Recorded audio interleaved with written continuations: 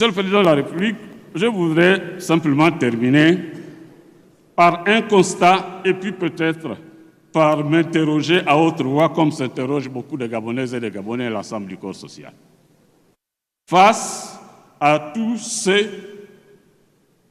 bilan positif de l'action que vous menez à la tête du pays,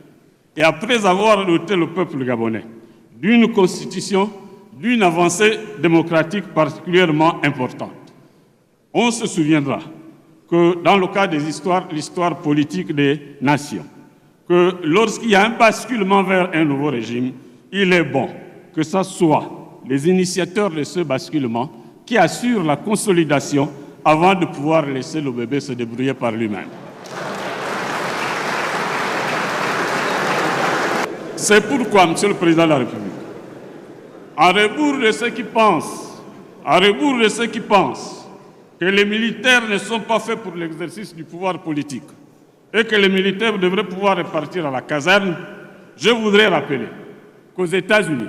après les guerres des indépendances, c'est le général George Washington qui a été appelé à consolider d'abord le processus démocratique nouvellement né, notamment à l'occasion de la mise en œuvre de la Constitution de 1789. Plus proche de nous, géographiquement et historiquement, il y a aussi un général, et comme par hasard, général de brigade.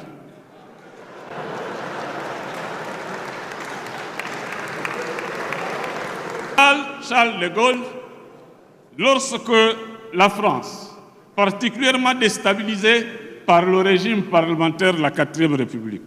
avait été invitée, sollicitée, suppliée par le président René Coty pour qu'il puisse revenir aux affaires, participer à la stabilisation de la France, le général de Gaulle, après avoir taillé la Constitution de 1958 et institué le régime semi-présidentiel, n'a pas laissé le bébé entre les mains d'ouvriers malhabiles.